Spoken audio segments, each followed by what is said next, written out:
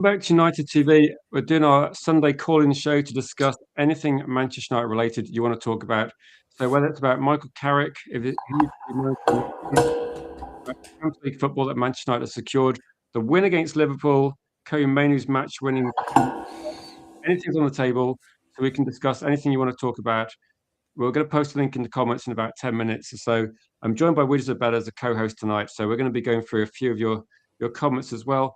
And so I'm seeing the account who slated MAINOO now saying he's top class. So yeah, people say a lot of things, don't they? A lot of things. How you feeling with Isabella? Crazy match.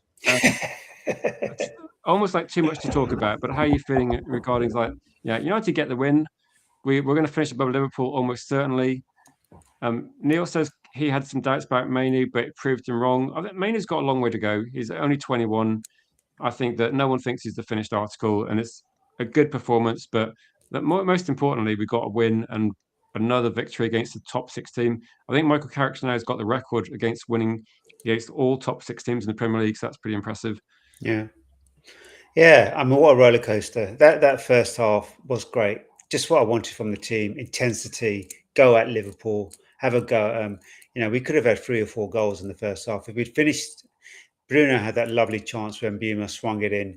And if he'd got that goal in, I think that would have been game done for Liverpool, and I think they wouldn't have recovered. We make one change second half, and they just upped their intensity. They started pressing high. They squeezed our pivot. We made mistakes in our own half. One from Ahmad passing the ball, and then our defending was lackluster. Szoboszlai twisted and turned and got the shot off. And then the second, Lamens, poor ball out, straight to Gapco and bang in the box. And, you can't do that. You can't do that against any team, let alone in a derby. And as I was saying earlier, Lamens did that for 3 weeks ago and done a short ball to Euro. At that time, Euro luckily got to it. So he really needs to work on that aspect of his game. And I think, you have to point these things out because it could have been costly, 2-2. But luckily, our heads didn't go down. We kept fighting and we found a winner. And, Ahmed was involved with that. He headed the ball back into the area. And MAINOO, sweet as you like, into down low, hard, into the corner, 3-2. So I didn't enjoy that second half. My head was like this in the first 20 minutes. I was like, what's happened? We haven't come out. But so glad. I saw so many positives from that first half.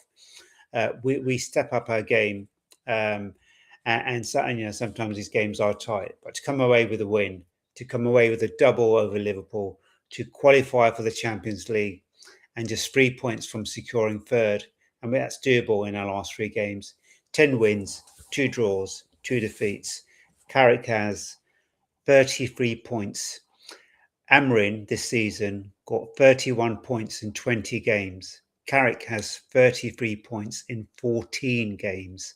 He's getting 2.2 points per game. It's prolific. No new players, no pre-season.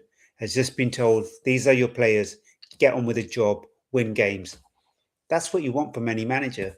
So for me, the debate's a very interesting one, but you can only do what you can do per game, and Carrick is doing it, and so are the players. And MAINOO said in the interview afterwards, we will fight, sweat, blood and tears for this manager. If I'm hearing my players saying that, Carrick is certainly doing something right. Looking at that as well, there's a lot of talking points today, so I can see some people in the comments. Cody says the mentality is getting a bit better in terms of this one. I think the players, clearly there seems to be more. Maybe there's a better plan. I think there's more organisation. But again, no one's assuming. I still see comments saying what's going to happen in the Champions League. I don't really worry too much about the Champions League next season. I'm looking at the Champions League thinking Manchester United, if we can beat Liverpool, Arsenal, Manchester City this season in the league, what's there to be scared of in the Champions League in the group stage? Like, you look at the Champions League and think Aston Villa and are doing well in Europe, Nottingham Forest doing well in the Europa League as well. And if you go to the Champions League, Newcastle got through the group stage. We saw Chelsea getting through the group stage. These teams have been quite poor this season in the Premier League. Spurs got through the group stage, and it's kind of like they were in the top 8. Spurs might get relegated, and they did quite well in the Champions League. So I think the Champions League is one thing. I think maybe more depth is the issue. I think with United, I don't think I'm worried about individual games. I just think that if you go into Champions League thinking you need to try and win it, then I don't think we're close to trying to win it. But in terms of like getting through the group stage, I think the first stage is go to the Champions League, not be out your depth, and actually make sure you finish a similar sort of league position next season. Like we have to try and do it step by step. And I don't think that I would not be scared about most of the teams in the Champions League.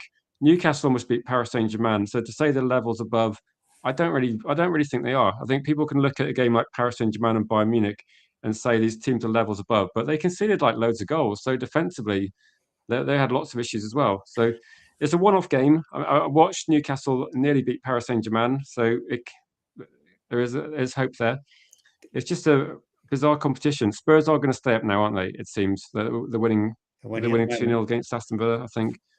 I was going to say the difference as well about the Champions League is that sometimes you don't have that physicality that you have in the Premier League. That's why the teams in the Premier League benefit from playing in the Premier League, because then when they go to the Champions League, they're afforded more space and they can focus on that rather than the physical battle. It's not always the case in the Champions League, and that's why British teams generally thrive in the Champions League. So it's to our advantage. We've got flair players. We've seen us. We give us opposition that's not too great on the ball or physical. United are on it, bang, bang, bang. So I've got high hopes. And what I was looking at today, that's basically our 11 players that will still be here next season. Every single one of them with bar Casemiro. So they should all be there next season. So we get our 2 or 3 midfielders in this summer and we get a bit more depth in. We've got Dorgu as well. There, Mount, I suspect, will still be there. And then you get replacements for Xerxes and Hoyland. You know, there's a lot that we can do this summer. 5 or 6 new signings.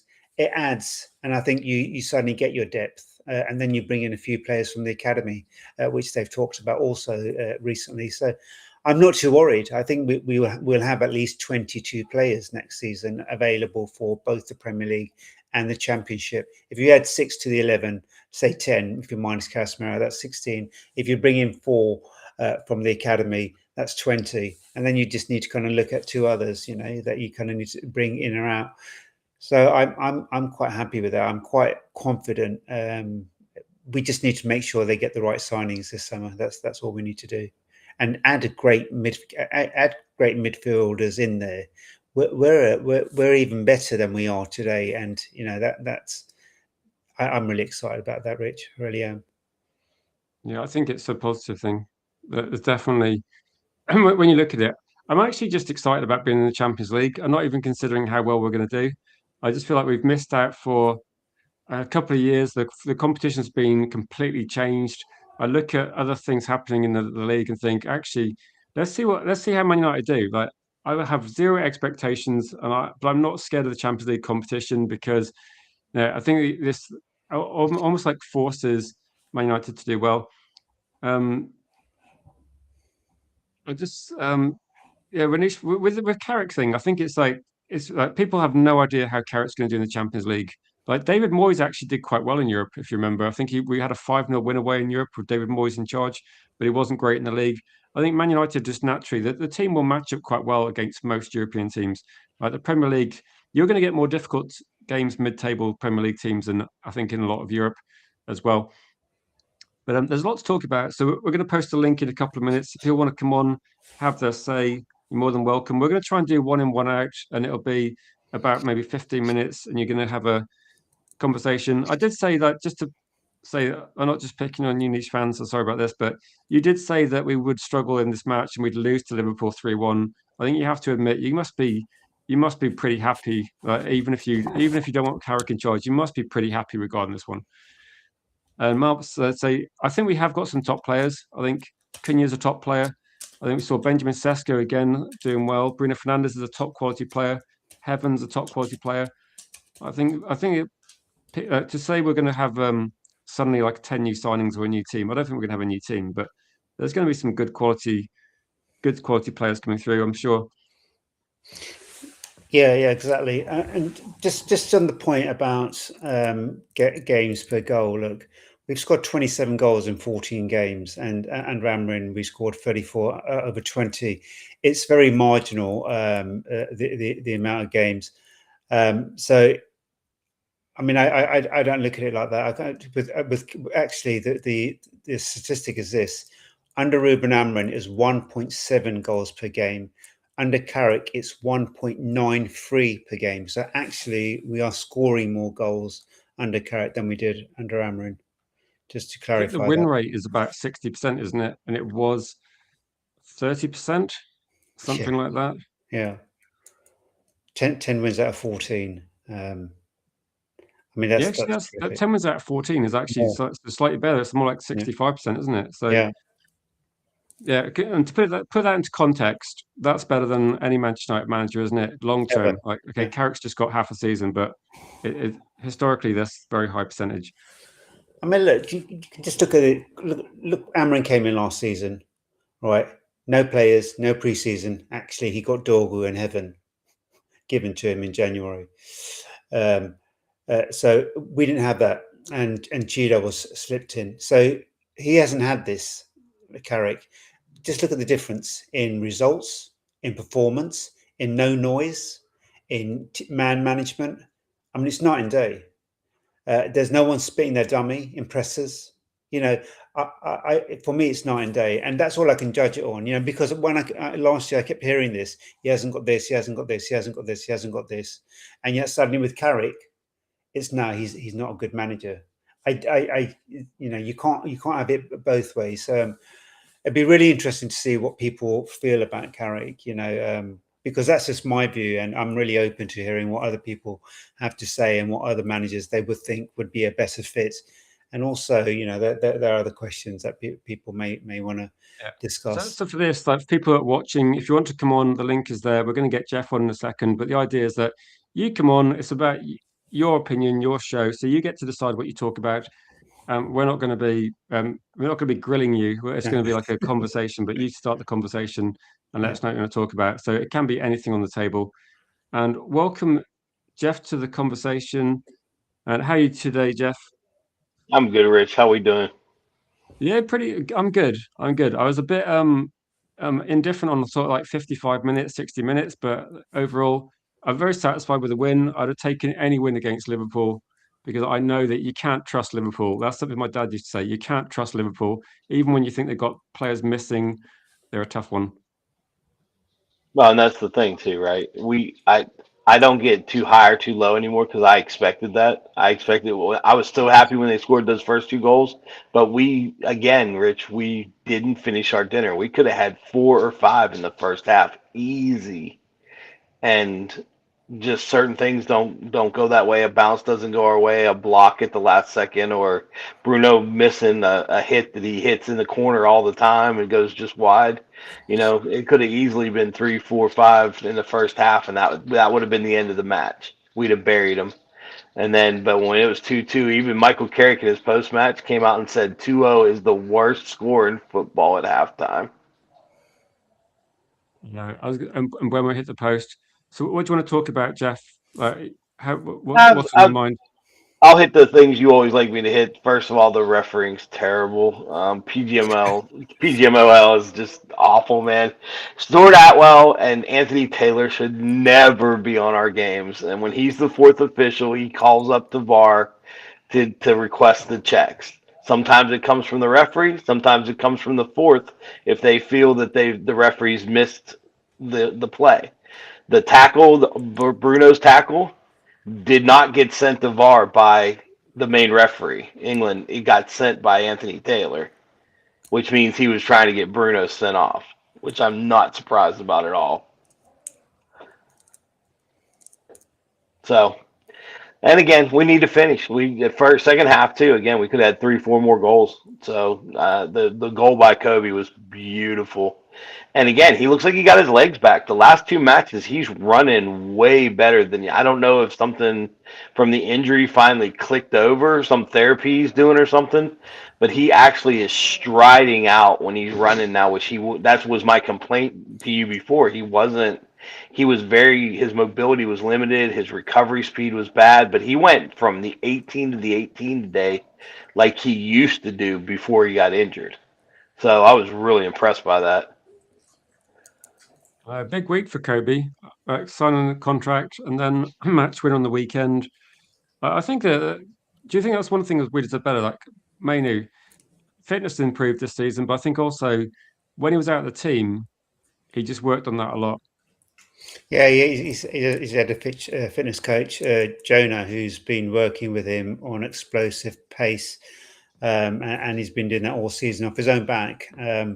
I think you're right, Jeff. I think a lot of things have just kind of come together at the right time, and it's probably right that any kind of niggles he had have dissipated. He's also banging the team. He's also feeling valued in the team, I suspect, and therefore, when you're confident, you're able to kind of express yourself a bit more easily, a bit more fluidly, and you'll take a few more risks. I agree with you entirely. It was great to see him, and he has been going from defence to attack. Certainly in the last two games, much more so. And it may just come from the remit from the manager. Who knows? Well, Carrick has been bigging him up on all the platforms, and so has Casemiro. Casemiro's been bigging him up every time they stick a mic in front of him. So that's a really strong thing for a young kid. Yeah. It's amazing, Jeff, isn't it? He's only 21. He's just turned 21 a couple of weeks ago. Yeah, I mean he's been playing first team football since he was 18. So Yeah. we have look. There's some guys in the academy. Everybody says, well, and Carrick's not playing them because he has one game a week, and he's got guys that are on high paychecks that he has to keep happy. Otherwise, I think we. Well, the other thing is the academy was in 2 cups and the league that they're fighting for. So I think that he was kind of letting the academy guys play it out because he's got enough guys in the squad for the rest of the season. But guys like Shea Lacey have already shown that they can come up and burst onto the scene and do a little bit. And I think we have some other guys that are going to come that are out on loan that are going to come back and fight for position in the summer too. Jeff, what's your view on Carrick? Look, any of the ex players I like. I liked Ole. I thought he did a really good job. I think that he lost. I think there was a time when there were some players that needed to go when they were starting to revolt, and it should have been like it was during Sir Alex's time, where if a player started to turn on the manager or, lead a little rebellion or whatever, boom, they were out the door. And that kind of didn't happen. Carrick seems to have a better locker room. They still at times go flat on him, but I think as they continue to change players over, people continue to leave. I'd like to see Shaw leave. I'm glad. I don't want Rashford to come back because I think he went from a really wonderful United player to a cancer, just like Sancho and a couple of those other guys. They all got together and got their heads together and figured they ran the team, and they did. And they went through how many managers, right? Yeah. They ran through a bunch of managers, and so it was hard to find somebody to get behind, right? So, and then of course everybody says, "Oh, I want Areola, I want this guy, I want that guy," but what have they done?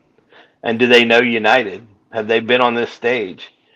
Carrick's won everything you can win with United. I think it's worth giving him a shot. If it starts to fall off, I want to see players change before managers change, like it happened under Sir Alex.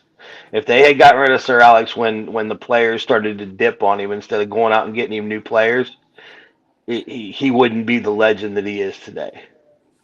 Would you say that the current 11 we saw today, and maybe a few of the subs, I think we got a set of players now that I don't see that happening too much. I don't see Cunha and Buemo, even like with not the best days. I don't see any sort of capitulation. I see actually maybe this season towards like the second half. I see Man United actually winning games later on, like games where you think, well, okay, we should have put Liverpool away in the first half. We should have, but we won the game in the end. Like we ground out a win against Everton. We came back against Fulham, and we were the best team and finished strongly against Arsenal and strongly against Man City. I think okay, we can pick out bad results, but I think some of the positives have been that our team actually fights for 90 minutes now, and that's something that we used to like not do. So I think there's definitely I'm seeing players that actually want to fight for United a bit more this season. I agree. It's just we have too many of the players still on our squad that play down to the level of the opposition. I was thinking about this all during the match and after the match, and especially when we finished and we won. we beat Villa, Chelsea, Arsenal, City, Liverpool, and Tottenham. If we had beaten 4 or 5 of the other folks out there that we tied or lost to, we'd be fighting for first place. It's just the level drops when we play certain teams, and I don't know why. The amount of pressure we put on Liverpool today, if we had done that to some of the lower clubs that we drew with or lost to, like Everton and Leeds, it wasn't the same performances. They did not go out there and put that kind of pressure on Leeds. Now we had some unlucky things in that match as far as goals that should have gone in, stuff off the woodwork and stuff like that. But again, I did not feel we put enough pressure on Leeds throughout that entire match, the way we did to Liverpool today. I think. Do you think the difference was we had a few people missing in that Yeah. game because we don't have enough? If you're trying to say about with all the team, all the best will in the world, if Man United have to play with Agate and they have to play without, say, the best a couple of good centre backs, United we do struggle. Like we know we've got no midfield, and it's almost like we have this situation where MAINOO and Casemiro they have to play 90 minutes because there's no other option. Well, there's no other option of the people we have up, right? That's where I would have liked to seen some youth come through and at least give them a shot because you knew what you had on the bench was not good enough, and that's I have a little thing with Carrick on that, but again, how much he's being told by Wilcox that he can't do it, right? That's what I worry about having a first team coach instead of a manager. There are going to be times where he's going to want to do something and he's going to get told no, and that worries me no matter who the coach is. I think you're right. I think there has to be a collaboration between the head coach, between who's scouting players, so that you know what the long-term vision is and where these players can come in or not, and then you can also have the discussion about what's needed. But I think it's right. I think we've been really unfortunate with injuries this season. You know, our two main starters possibly, De Ligt, Martinez, both out for massive chunks. And even then, you know, young lads have had to come in, and on the whole, they've done well. And you know, so I think it's been interesting the injuries we have had, and yet we've still been able to get results. I think you look at the first half of the season where players are being played out of their wrong position. You add all of that into the mix, and yet here we are third. You know, I think considering all of those factors, I think we've done really well. And again, if we had played this positional type of football at the beginning of the year, and Bruno was in the 10 instead of back in where he didn't belong in an 8, you know, how many of those matches do we win or tie, and where are we at sitting right now? It's woulda, coulda, shoulda, right? But Of course, yeah. but again, we know that this club is not a 3 at the back. Didn't have the people for it. They didn't get him the people for it. If they had gone out and gotten all that type of player, would we have done better? Maybe, but I still don't think it's the type of football United fans want to see, or I think it's that we're risky, good isn't at it? playing. Yeah. It feels like what we're doing now is like we've got a platform where Michael Carrick can do what he's trying to do. If Michael Carrick stays on or we replace him, we're not going like unconventional managers, are we? We're going to go for something which is at least kind of standard. I mean, Liverpool's setting up in 4-2-3-1 today. Man United are doing that. Lots of teams around Europe are doing that. It makes more sense. And I think what we're looking at is, I do agree with what you're saying, Jeff, about the personalities of the players, but I think that's something that's going to have to happen over time. And it does look like we're moving in the right direction. So I think there's definitely positives regarding that one. So I'm kind of relaxed that it's quite funny that we're like criticizing and scrutinizing where there's 3 games to go. We've already locked up Champions League football. And 6 months ago, people were telling me I was crazy and toxic positive for saying that we should finish in European football. So I said we'd get 6th or 7th. And people said, stop being so crazy rich, like we're going to be like mid-table. And I think the quality's there. And I think that you have to look at it and say, I'm giving Carrick credit because it's a results-based business. And we're getting results. We beat Liverpool twice. I mean, how can I moan about that? Liverpool fans are crying tonight about this. They hate it, and they're talking about sacking their manager. We should be happy. Yeah. Well, hey, look, another delusional Dutch manager. But is there any final points you want to make, Jeff? Because we're going to do one in one Now, out. But also, thank yeah, you I for just getting wanted to involved. jump on them. Yeah, I'm headed to the gym, so I'll be listening in the rest of the time. But I just wanted to get in early. Good talking to y'all, and the stream's been really good, Rich. I appreciate that, Jeff. Enjoy the There's been a gym. few people that have been saying like a lot of positivity as well. I know it's probably I'm quite a positive Man United channel, I think, and it does help that we're actually talking about wins. So Yeah, for me, it's like quite nice. well, and I think we have the right people policing the chat now, and because there were some people that were being a little aggressive, so I'm glad we have people watching the chat. So because we're a positive group. No, we should be. I think that it feels like we've come through a lot as a group as well. Like we watched Man United finish 15th, and now if we finish third, a plus 12 position in the league. That's I think that United. That's why I'm being like really generous in the chat recently. When people tell me Dallo and Shaw are useless or we need to replace them, I'm agreeing. Like long term, we need to replace them, but I'm going to be generous in the short term because they are partly responsible for Man United picking up more points than any other team. Shaw's played every match this season. It's amazing. They need to have the World Cup every year I know. or the Euros, so he'll stay healthy. He is on course, isn't he, to play every single Premier League match this season. It's He just is. mind blowing. I hope he does. I hope he does. And I hope we do actually get left back cover next season. And I hope Bruno breaks the record because there's a few stories now that honestly, like the last 3 games, people are just going to. And I think maybe Carrick can give some youth a go, but it's a results based business. And his job is to make sure Man United get over the line. So I can see why he's gone down the route he has. And experience Sure. is going to be favoured, but it makes sense. Well, and again, if we get rid of the people that the Ugartes and the Bayandirs and the Rashfords and all the people that are still sitting there as dead weight, and get them out of here and get new fresh blood in, I think it's going to be good. I agree, Jeff. I agree. Jeff, thanks for calling in tonight. Really appreciate it. No problem. Take care, y'all. Cheers, Jeff. I'm going to say Helge in, or unless we can share that role.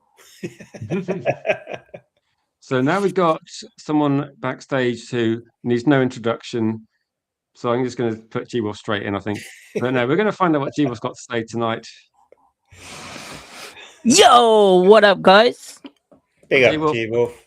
How's How you you all doing, doing? G-Wolf? All good. I just been reading the chat and blimmin' how people saying that the Carrick is a bit like this is the same script as Ollie and all that lot. Got a sort of question. What manager? I got 2 questions. One, what manager has ever done the double over Liverpool? And also, how is this the same script as Ollie, considering that Ollie had a 12 games unbeaten and then got the manager's job? Carrick hasn't got the manager's job yet. So how is it the same thing? Van Gaal was the last. Yeah, you're right. Van Gaal was the last manager to do the double over Liverpool. What's your views on Carrick?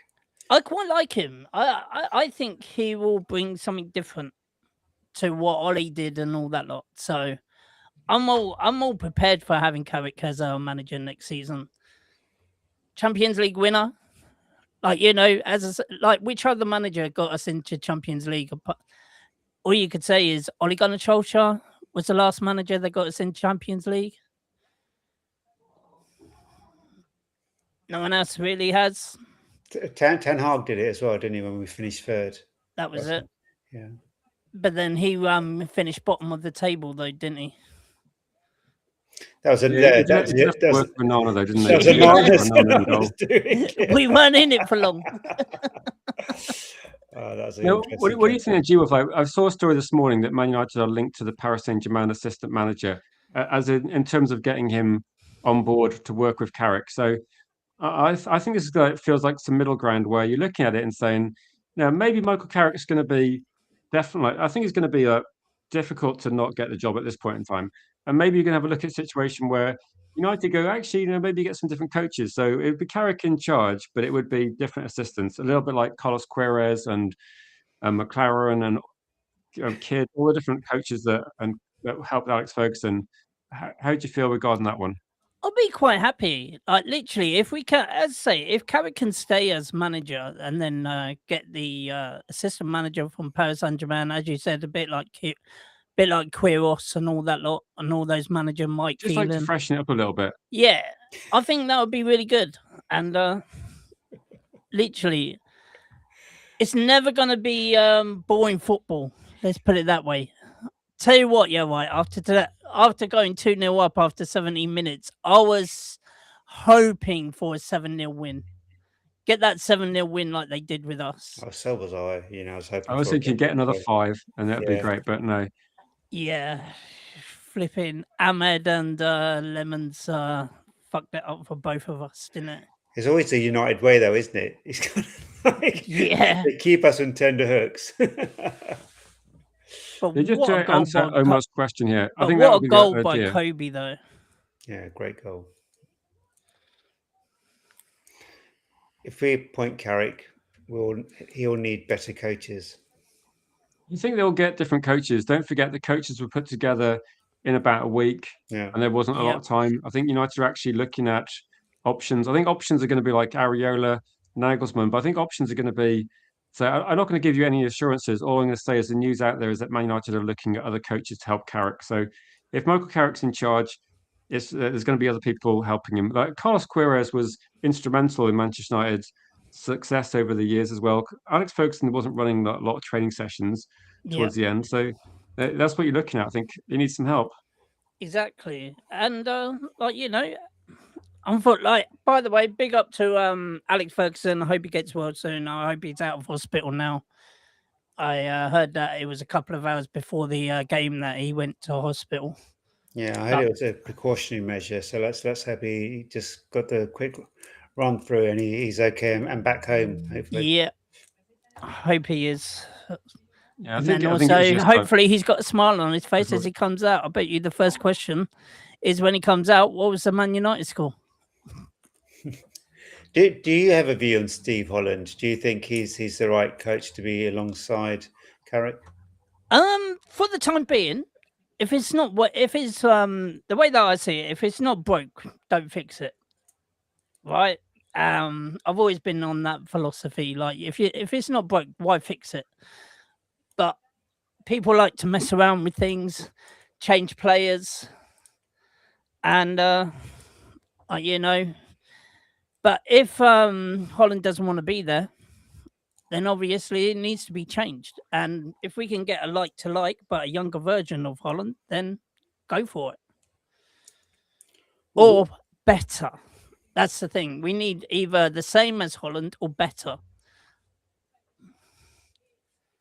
And it's like, with the, as I said, like with the players, either like for like or similar or better. Don't go downgrading down to like going to get Division 1 assistant manager sort of thing. You know what I mean? We want a Champions League. Now we're in the Champions League. We need a Champions League assistant manager. And Bayern Munich are like one game away from the Champions League final. The football they played on the weekend, so last week, was very good. Some people see Bayern Munich as like a favourite, and the return legs are at home. And we're looking at their assistant manager, for example. I mean, I don't know if anything's going to happen, but it does show that United are considering a few opportunities. Dad says we lack killer instinct.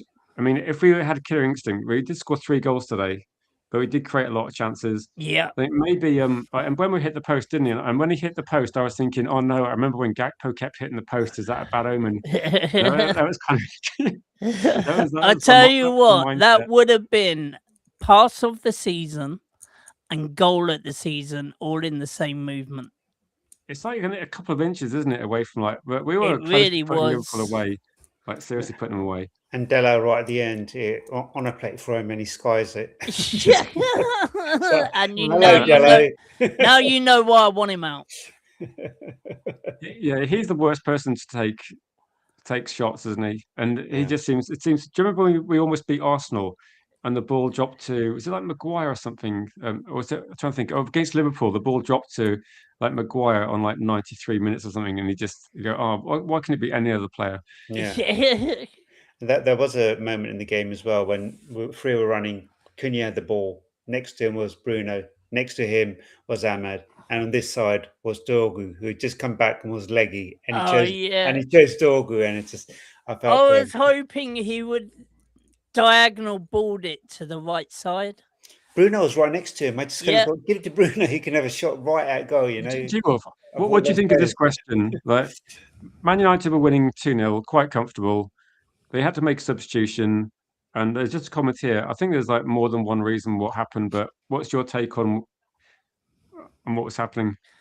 I think the second half Liverpool did was penetrating a little bit more in the second half than the first half. So obviously we had to change it up a bit and go a little bit more defensive just to take the sting out of the game for the first 10, 15 minutes.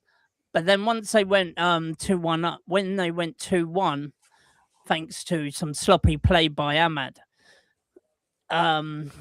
literally we was all at sixes and sevens. We was all over the place, and the goal kick routine that needs to literally don't just pass it out, Lemons. He needed to just hoof it up top, literally get it away from the penalty area, because it was an easy tap in for Gakpo in the end, wasn't it? Yeah, I think. I know that's just frustrating. I feel like we gave it away.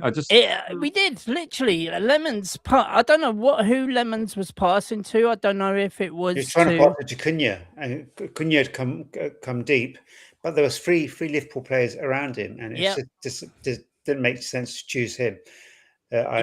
I would have gone for a longer ball myself too. Yeah, I would have gone for the longer ball. We created our own problems in that. I think it's just errors. And when saying, I don't think it's a team instruction. I think this is going to be. Michael Carrick didn't say, "Why don't you pass the ball to Szoboszlai?" And then the rest of you guys just don't put in a tackle. The Szoboszlai is a quality player. You passing the ball in a dangerous position, you don't get a tackle in. Then it doesn't matter who's in charge at that point, does it? If it's Alex Ferguson, you don't get clean sheets every match against Liverpool. I think we had to take Sesko off because he had a knock, and maybe they could have made a different substitution. But I don't think we can over scrutinise it, because you could say, like, why did Liverpool not capitalise when they were 2-0 up and all over us? Like, why did we then get back into the game and create chances? Yeah, and to be fair, I mean, look, even that substitution, I think he had to go with what he knew. And and Mbeumo was working to some degree. He had a couple of attempts. I think he did at points. He did better than Sesko did when the ball was with him in attack, but it just didn't pay off. And sometimes those fine margins, sometimes it pays off and sometimes it doesn't. Tell the truth, when it went to 2-2, literally my stomach was churning like anything. I was like, fucking hell, this feels like a loss. But then when Kobe stepped up to make it 3-2, flipping hell was I really excited on that one. I think like a Man United thing, where it's like we kind of make it, we kind of go for the ringer, and then you get the win at the end, and you go, oh, wow, great. And you just think, I don't wear a heart rate monitor, but it'd probably be like thinking, what have you been doing? Well, let's just say apparently I went red as my Man United top, and because of how much I was shouting with the screaming, with the cheering that I was doing.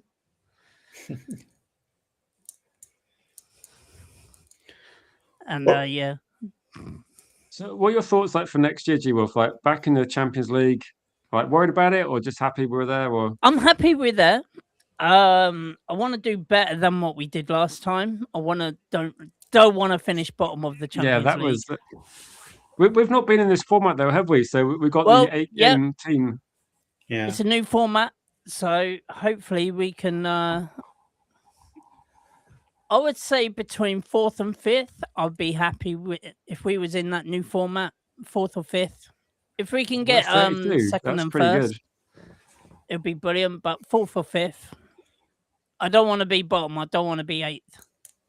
So it's like there's 32 teams, G-Wolf, like all the teams, 32. 32, top 5. Yeah. It's got to be top 5. I like it. Bring it on. We need a couple of better players. But now we have cemented Champions League. I think our transfer plans are going to be top-notch this season. It got to be. Remember last season we were predicting money, and I think we said about 200 million. Like you said about 200 million. I think myself and Wiz about agreed. What do you reckon? Like we got Champions League football locked up. Do you think we could get some like serious As I say, targets done? I think about 300 million is going to be spent this season. It's got to be, because we need a whole new midfield. If we're selling Ugarte, obviously Casemiro's going. If we're selling Xerxes, Hoyland, Rashford, and all of that lot, we still need to replace them. Like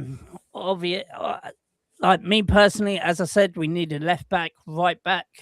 So we need as much money as possible, and also get the top players. So if we can get Chouameni, I would really want Anderson if we can get him. Chouameni, Anderson, and as I said, Hackney, I'll go for, or Alex Scott. One of them, that would be brilliant. I think that would be brilliant for our midfield. Left back, literally, I haven't got a clue, but we definitely need. There's a couple. Diouf has been mentioned from West Ham. You got Kadioglu's been mentioned. I'll have a Kadioglu from He Brighton. can play right back as well. He's like an in-your signing because you can almost like get him to play two. And I get the feeling that they might look at. But it's like Dalot. Dalot's normally is supposed to be a left back, isn't he? But he plays a right back. So work that one out. Originally signed him as a left back. You could argue that Dalot is I don't know, it's like a bad version of Dennis Owen was great at both positions, but Dalot he tries. He tries, but every goal that we've conceded has mainly come down that right hand side on his side. That's why he needs to be replaced. I'll keep it. If we can't sell Dalot, I'll keep him as a squad player, but I wouldn't start him. I'm just thinking, I'm not disagreeing with you like long term. I'm just thinking this window, there feels like too many things to do. Yeah. There is a lot. Do you keep Hoyland? Would you keep Hoyland? As a backup striker to Sesko? You answer your question, G, would you? He's doing pretty well. He's doing pretty well in Italia. In the Italian league. I don't know. It's hard to forget, though, isn't it, what he did for Man United? Exactly, but he did score 10 goals in, wasn't it? He did score 10 goals in Champions League. Like Krupi and Mane. I quite like the idea of going for a younger backup. I think he got 6 in the Champions League, but I hear what you say. I think he got 16 in his first season. There we go. Part of me, like a little part of me, thinks that maybe with a better manager, he gets more goals. But I don't know. It feels like it feels like it's gone. It's like he's gone. If I was Erasmus, I would not be going back to Man United. I'd be staying in Italy. But I can see why people might look at that one. As I say, there's 3 players that definitely should not be coming back to Manchester United for next season. Garnacho, Rashford. He's sold though, isn't he, Garnacho? And Sancho. He won't be coming back. He's gone. We sold him to Chelsea. You can forget about that, G-Wolf. That's right. And Sancho's contract is finished at the end of the season, so he's gone too. So that's 2 out of your 3. So it's just Rashford then. Just Rashford, yeah. And I think if Barcelona don't take him at that 25 or 26 million, which is an absolute steal, I'm sure some other club will take him, and if not, he'll go out on loan, and his wages will be covered. So, I don't think he comes back. I know there's a lot. Do you feel, G-Wolf, that Carrick would take Rashford back? I hope not, but something always niggles me that he likes Rashford. Because he's played with him. I think didn't he play with him? Do you know what I was thinking, G-Wolf? Like, as much as the situation with Rashford that's happened, I would like Man United to just bring Rashford back and beat Barcelona with Rashford scoring a winner and just go, there you go. Like, you messed him about. You could have signed this player for 26 million. Now he's going to knock out Champions League. But yeah, but the only it's thing probably is, not the can best you option. forgive Rashford? Can you honestly forgive Rashford? For what exactly? What are we forgiving him for? Coming out and saying, like, instead of staying and fighting for a place, fighting for the team, He got like benched, and didn't he? actually Like, just coming out and then actually coming out and just saying, I want a new challenge. They said the night before that he wasn't part of the plans. I mean, that had been leaked out, and that was his response to that. I mean, Amrin had already dropped him, which is bizarre because he scored the first goal under Amrin's reign within the first 2 minutes. But it's a difficult one, the whole debate with Rashford. I kind of think I'm kind of the ilk that if he doesn't go to Barca, we'll get more money for him if we sell him elsewhere anyway. We can get at least 40 million for Rashford at the very least. You think about what left wingers are going for these days. You probably get more than that. I'm going to have to get Bilal in. Have you got any Yeah. final bro. points you want to make? But thanks for calling in as well. No, thanks for having me on, bro. I haven't got anything else. It was just all about the Man United Liverpool, and what are your views on, like, don't forget, we still got these we still got these people that are coming back on from loan, and hopefully we can get rid of them. I just wanted to know your take, especially on Hoyland, I just whether see it you as think like he should come back or not. yeah, it's something that he was at Man United, now he's gone. And I just think it's about getting the money and then reinvesting in the team. I don't think it's worth trying to bring him back, really. So then who would you get as your striker then? I don't know. I'd look seriously at Krupi and Mane at Wolves as potential quite cheap options. But see, because I think Benjamin Sesko should be playing most games. I don't mind looking for the future. I just think realistically, I don't see Ineos actually buying someone that's going to be expensive or older. So all the options that might be considered good options, I don't think they'd go down that route anyway. So I think they might be looking at. Remember last season we tried to get him. I think we're looking at younger players like that. Yeah, because most of the like 26 onwards, we don't really look at anymore. We want young blood, and also they would prefer it to be from our academy players as well, or from our reserves. Yeah, I don't mind that either. Like given Don't know. academy, like we've still got Cheeto. We've not seen from him. We got JJ. We got Lacey. We got players that can make an impact. Hopefully next season. Exactly. Gonna need them next season as well, because the amount of games that we're playing. Yeah, we are indeed. G-Well, thanks for joining tonight. Appreciate that. You're welcome, bro. Cheers for having me on. Take it easy, guys, See you and soon, G-Well. don't forget. Maybe see you like next week stream. when we beat See another you team. next week, bro. Same time, same place. Yeah. Well, I'll see you, or maybe midweek, G-Wolf. Maybe see you midweek as well, perhaps. Sort something out. All right, then. Yeah, even Wednesday or Thursday. I'm off to Brighton tomorrow. Okay. So Enjoy. Bit scouting. Bring us back some rock. Yeah, do some scouting. That's right. Cheers, G. Take it easy, guys.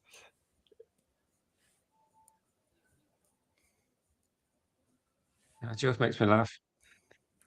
It's good to get people on after a win, isn't it? There's a lot of positivity. Yeah. And welcome, Bilal, to the chat. How are you doing Big tonight? up, guys. Hi, Bilal. Great How you win feeling? today. How you feeling? I'm really happy, but I just want to say I saw some negative comments earlier. I just want to remind people that we won the game. We beat Liverpool. Come on. Be happy. It's so annoying. How do you see the game? Well, we started, we were great in the first half, obviously. But I don't know, I don't know why we kept on attacking in the second half. We should have stayed back a bit and waited for a chance, a counter attack or something. That we were attacking and we were leaving spaces in behind. We didn't need to do that, and that's and then Ahmad gave the ball away. We had no midfielders to stop their counter attack. I didn't really like that. I just wanted us to be a bit more cautious in the second half. Yeah, that's fair. That's a fair point. And I mean, did you think that? I mean, what did you make of the first half? Let's, I think we were good in the first half. Brilliant. We could have scored more goals. and what was your view on the ref? The ref, I don't really have anything negative to say about the ref, to be honest. It's just the VAR that I was not. Well, I was a bit surprised, to be honest, because Stuart Atwell gave a decision in our favour. That Sesko goal. But when I saw that VAR intervene in the Sesko goal, I thought it was definitely going to get chalked off. Not really who the VAR was. Yeah. I was quite surprised to see it given. I was really happy though. And with this summer coming ahead, I mean, and with United having a big decision to make around the manager, has this match changed how you see temporary manager and whether he deserves to get a role? Do you think there's somebody who could do a better job? I don't know. I don't have anyone in mind that could do a better job, but I'm just a bit skeptical on Carrick because I'm not Carrick in or out, but I don't like some of the decisions he makes. Well, which ones in particular? Like waiting late to react on stuff, or like not making substitutes at the right time, or for example today bringing Ahmad on. I don't think Ahmad is a player you bring on in the second half. Sesko apparently was carrying a knock, so would you have brought on somebody else instead? Yeah, he was on the bench. So it is Xerxes, but I'm not sure. I would not have brought on Xerxes, but I don't. Yeah, I just don't think Ahmad was the right guy to come in with his confidence. So would you his confidence very low? Would you maybe have brought on a Mount or Dorgu? There was Ogate also on the bench. Well, Dorgu just came back from an injury. And Mount, I'm not really a big fan of Mount, to be honest. So then he can. So if you would have, yeah, I don't know. I probably would have brought on Lacey. Well, okay. I don't think he was on the bench. He wasn't on the bench today, was he? Unfortunately. Yeah, but if he was on the bench, I would have brought on Lacey. But I don't know. I might have changed. I don't know. I just don't think Ahmad was the right guy. I think bringing Lacey on for 45 minutes might have been a bit of a gamble, though, against Liverpool. I know there is that. It's tricky, isn't it? Because I think what we're saying is that there's not loads of options, is there? Like, there's not a lot of... Like, I don't dislike Ahmad. He made a mistake with his pass, but I was more upset with Dallo, Maguire, Casemiro, and MAINOO for vacating their spots. And like I say, if Ahmad got that header down, which then led to the MAINOO goal. So, you know, and also he laid it on a plate for Dallo, and Dallo just squandered it. So yeah, I don't think he did any worse than anyone else in that first the last game. No, it was just that pass, but yeah, it's a shame. Well, it was more, our midfielders vacating their spot. We didn't need to attack.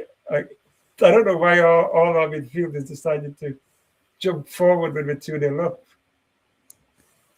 If it's a tactic or anything, I'm not sure. I have a question for you because I think you know, I had my frustrations with Ahmad too. Would you sell him in the summer? I'm not sure. Like, he's 23 years old and he makes these mistakes that a 23-year-old shouldn't make. But I don't know. I don't think I'd sell him. I think I'd keep him as a squad player, though. Do you know what I saw? To put another spin on that as well, I saw a story that linked him with, I can't remember which club it was, but they put a value of like 50 million on him. And that made me think, actually, because I thought, okay, well, if Amajolo was 50 million, it's actually tempting because I'm not sure if he's going to be someone that's going to improve. Because like I said, he's quite young. He is quite young, but he has been at Manchester United for a bit, then loaned to to Scotland with Rangers, then to Sunderland, then back to Man United, a few different managers. So I don't know. I'm not sure he's going to be hitting a much higher level, but I hope to be proved wrong. I think it's tempting because you start thinking, actually, what could we do with that money? What's your view on that, Bilal? Would you sell him if it was at 50?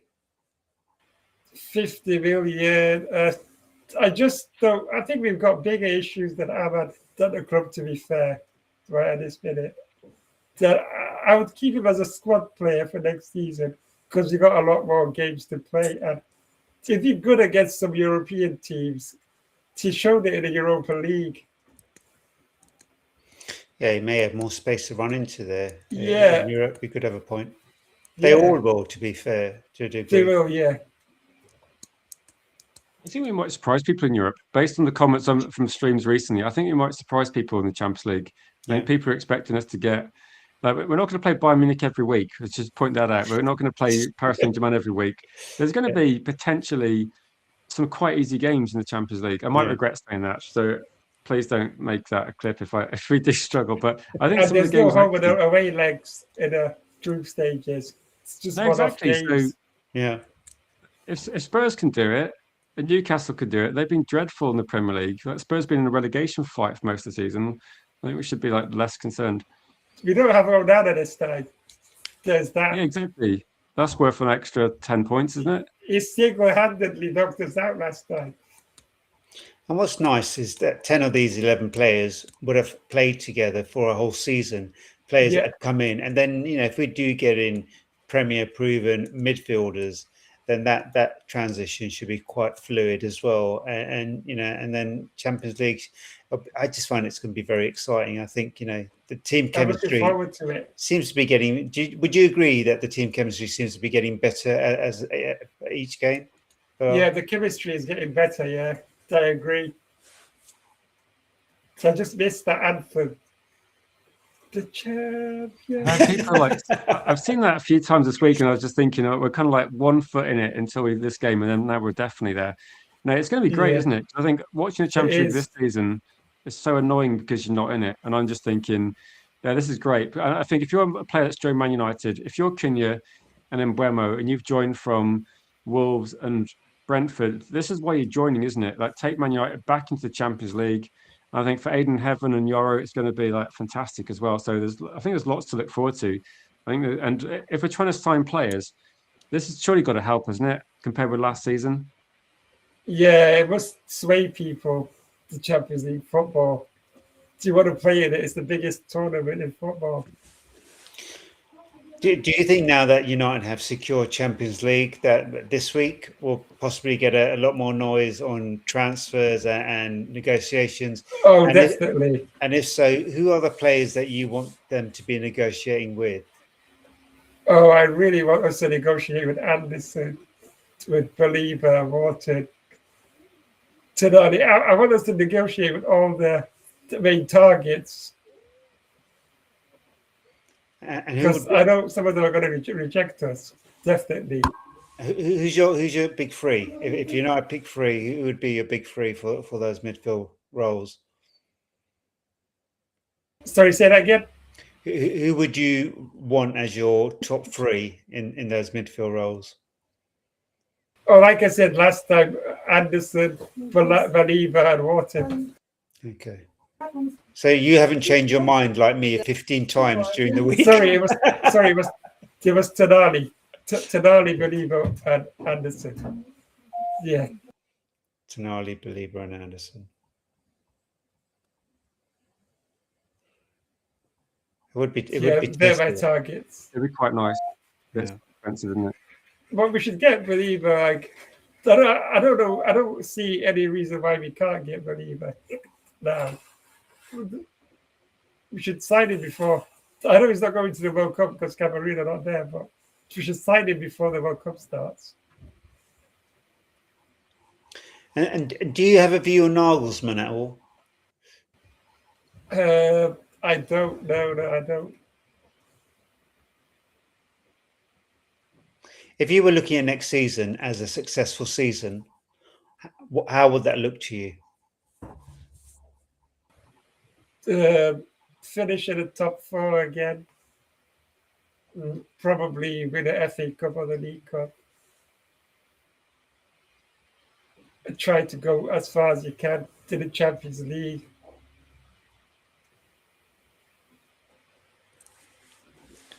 Okay. I've got one final question from me, and I'm sure Richard may Sure. have some. Do you think Bruno's going to win the assist record this year, and do you think he'll win Player of the Season? He probably will. They're not going to look at that challenge on Szoboszlai again, are they? No, they're not, unfortunately. Okay, so he could. Yeah, I think he will then.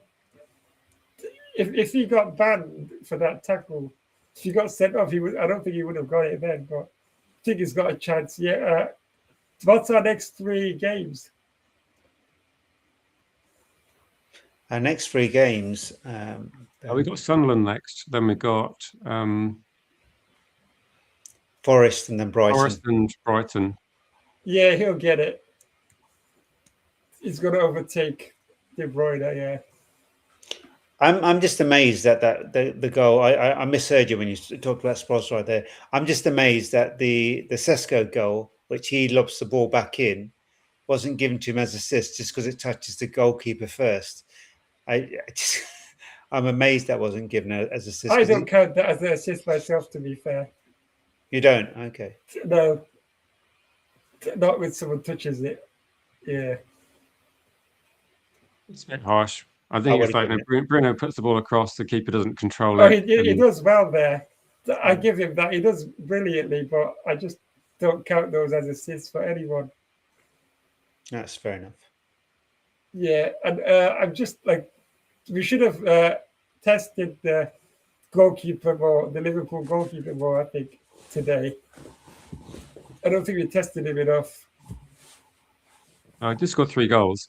So we did, but I feel like we could have done a lot more. No, but I think I'm happy regardless. Yeah, no, I agree. Any final comments, Bilal, before I get JR on to give his No, I can't think of anything else. I just want to remind people to be happy that we won the game today. Just be happy. Yeah, I'm happy with that. I know people like to have different opinions. That's fine. Like, to be fair to Cake, he joined in the chat early on today, said that MAINOO was like quality, but I think he was being sarcastic. He didn't even watch the game. But no, it's fine. All right, thanks for having me, Rich. Cheers, Bilal. Thank you. We deserve better. Always good to hear from you, Bilal. It's always good to see Cheers. you.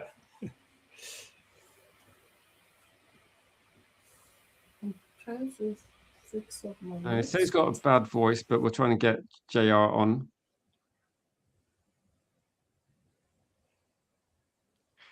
Champions League, baby. Yes. I'm over the moon. I've got a very hoarse voice from the game, but good man. Yeah, they put us through the ringer again, didn't they? Yeah. Yes. Yeah, so 2-0. It was.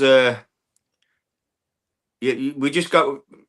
Dave, who sits next to me, went dangerous scoreline 2-0. I was like, yeah, and then within what felt like 30 seconds is how was it 2-2?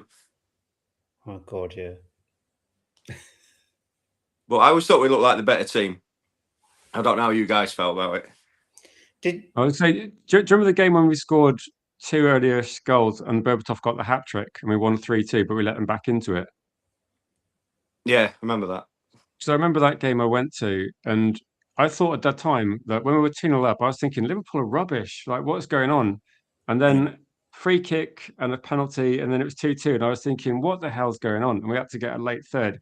And this game was like bringing flashbacks. But when we hit the post, I was just thinking, is this one of those days? I know. That would have been the 20, wouldn't it, as well for Bruno? Yeah. But God, it was the best atmosphere I've had for a while. It was definitely better than the Leeds game. I'm just glad they won because I've been dreading this one all week, thinking it was going to be grief after we get beat on the way to trying to get Champions League football, but thankfully everything's worked out with her. That's all that matters. And now we've just got to make sure we ban Onana from England somehow. I think he gets loaned out, to be fair, if he does come back.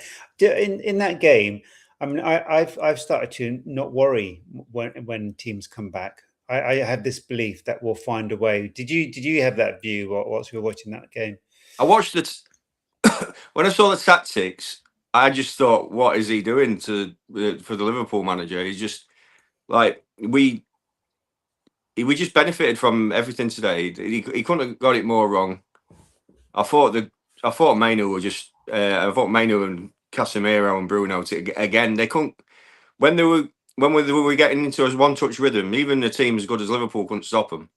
And it's just going to be worrying about. It just leaves me worrying about next season because it's like we're getting a team mentality and a team understanding, knowing where to run, and then all of a sudden we're losing quite a big cog out of there. So whoever comes in, it's going to be starting over again. But it's all three of them were brilliant today. I loved it.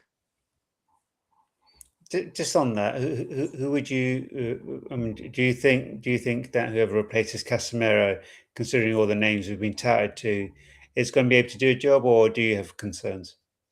No, I think it's time. I mean, he's not. You're not getting any younger.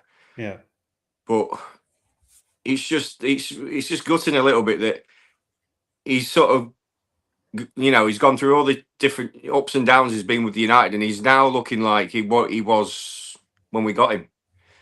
He knows when to go, knows when to drop, he knows when in, and it's only because I think Carrick's just not asking him to do something silly like what the other two did, like Ten Hag and Amorim.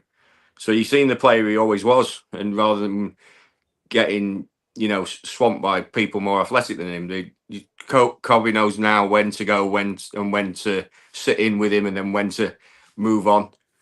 And it's just nice to see because we haven't had that kind of understanding for about 10 years. Yeah, it's quite interesting, isn't it? It's quite a simple strategy. You put better players around these players, and suddenly they perform better. Yeah, it's amazing, isn't it? Yeah, yeah. It's like, I mean, I'm just over the moon. I mean, you guys all know probably these midfields that we just link with somebody new every day I've never heard of. So I can't really make an educated guess. The only ones I've seen are who play in the Premier League. And whoever comes in, it's going to be an hard job for the, for the powers that be in the scouting. I just hope they do as good a job this year as they did last year, because that's a lot of people been calling Lemons Onana Part 2 today, but that's his first mistake I can remember. I think it is. Like, I think when he first came in against Sunderland, he didn't really have much to do. I think they missed an early easy chance to start with. But since then, I think he's been beaten from distance, but they've been beaten by shots that generally you've got to pull out an amazing save to stop. His handling's been good. Doesn't make stupid errors. Positioning seems good. And you make a mistake, it happens, doesn't it? Like, we've seen Amajala made a mistake today. I mean, he knew he'd made a mistake when he did it, and it happens. And Onana did it every game, though. Yeah, exactly. Yeah, it's a massive breach, isn't it? To even think of having Onana and Le Mans in the same sentence. No, it's you just got to forget it and move on, Anthony. But he's today. I'm just happy with one because it's horrible losing to that all the time, and to say we're beating the most expensive team in the world twice in one season is quite good. True, because people were complaining that someone in the comments earlier today said, "Oh, Liverpool had players missing." I was thinking, but Liverpool players cost like 100 million each, so the team they got out there is not a team of like part timers. They spent a crazy amount of money on their squad. Outside Dive's got a good comment. Said regarding Carrick, if Carrick's not the manager, then he's raised the bar for the next one. So I think when we finished 15th, I said that's an anomaly. That's not acceptable. And 12 is not an improvement. I think third is a good improvement. I think whoever comes in, if it's not Carrick, then they better be an improvement on Carrick. Otherwise, it's going to look bad for the board. I think Carrick's made it really difficult for them to replace him, to be honest. Yeah. And could you imagine this is the bit I'm worried a little bit about now, because I'm hearing a few sounds about the Bournemouth manager coming in. And I just know what our dressing room, like the United dressing room's like. If they don't get him now, and it's not Ancelotti or someone like that, it's going to be underwhelming. And the players all love him. I've not seen or heard a reaction at full time to a manager like that since Ollie. Definitely not. Not what I saw today. Didn't hear. I mean, the players were looking for him after the final whistle and sprinting across the pitch for him. And I've not seen that's like he just said. So it's almost like Fergie-esque. It's not Ferguson per se yet because we haven't won anything. But I've not seen him look for a manager at the end, and you could hear like Casemiro on that shouting, "Where's Michael? Where's Michael?" And I think if you take him out and then bring in somebody that's not, this is not an insult to Bournemouth or anything like that, but he's not. It's going to be a bit deflating for the players, I think, if they've built all this success and goodwill all season, and then it gets dropped off with something like that. Yeah, I tend to agree with you. I mean, I still kind of fall on both sides. If a big name manager came in, I would look at it. But I question whether Iraola is a big manager and whether he is going to. What we've got with Carrick is good man management and consistency. I think these players need. If you keep changing manager after manager, that would be a fourth manager in 2 years. It's crazy. So consistency is really, really important. But more than that, a happy dressing room. And I keep seeing it, and I keep hearing it, and the way the players talk about this man.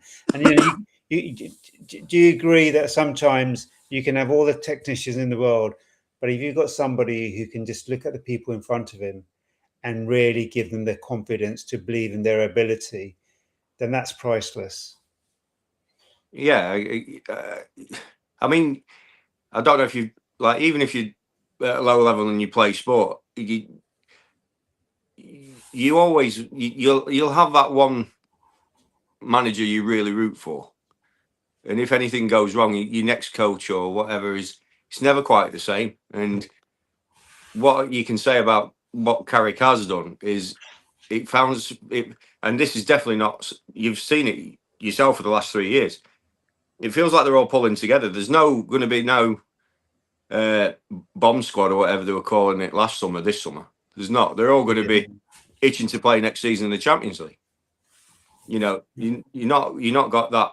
You're not going to have the Garnachos and them, tearing it away. And look, and that's the good thing about finishing in the top four. We finished there. Chelsea won't have. He'll be finishing outside it. He was being a contract rebel and allegedly an influence negatively for MAINOO.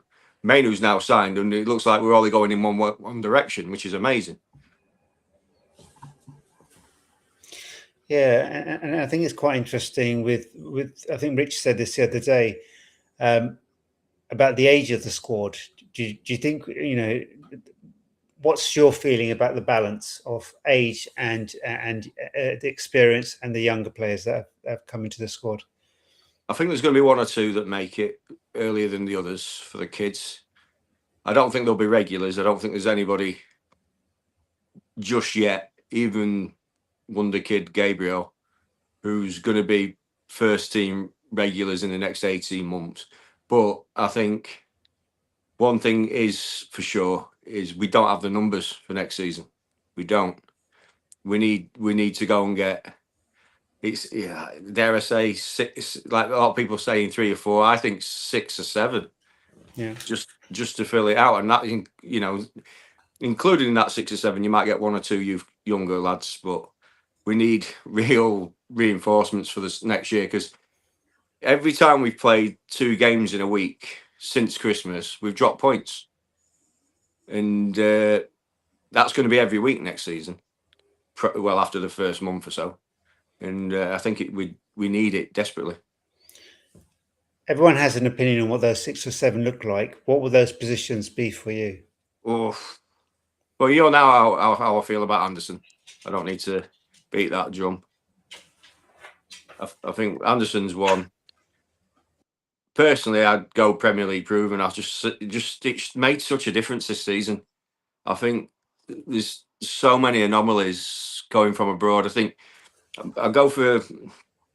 I'm not a big fan, that big a fan of him, but just to get numbers out, and I know he's at least Premier League proven. I get Belabor, I get Anderson. Then I'll be looking at. I like the left back at Crystal Palace. I think he's good. I thought the right back at Brentford were great, and I think we need a right back as well. And then I'll be looking at one more midfielder. You guys can pick your bargain option there. But then I'd definitely get another forward and get rid of Xerxes, because that guy, he's got skills to pay the bills, but he can't run or finish. And I go and swap him out for, Ollie Watkins or something like that, someone who's going to sit on the bench. And on the left back, are you referring to Muniz at Palace? Is it Mitchell I'm thinking of? Okay. Yeah. So yeah, and the West Ham left back's pretty good, no? Is that Tyler Mitchell? Yeah. Okay. But the West, I'm just thinking of cheaper options rather than spending millions and millions, because I think Luke Shaw, when he's fit and there's a World Cup available, he can play well there. But we need cover, because I like Dorgu as well, but I see him more as a Park Ji-sung player moving forward, because he can play a bit everywhere. He can play. Squad though, isn't it? Yeah. I think what when you're looking at it as well, like you said, if West Ham get relegated, then there's a couple of options there as well that might be cheaper. Like Fernandez might be half the price. There might be Juve. So I think there's like really good options. People think I'm biased towards the Premier League, but I think it's just less risky in the short term. If you want to pick, say, Florian Wirtz as an example, might be a top quality player in a couple of years, but it's taken him a bit of time to get. But it's not just Florian Wirtz now. It's Jadon Sancho. It's you can. Havertz took a while to get going. Big money from Germany is not always. It's a gamble, isn't it? And if you have someone that plays for, say, Crystal Palace, or plays for West Ham, or plays for Bournemouth, and they're playing well week in, week out, it feels like this is what Man United used to do, and it used to mean they seamlessly kind of fitted in.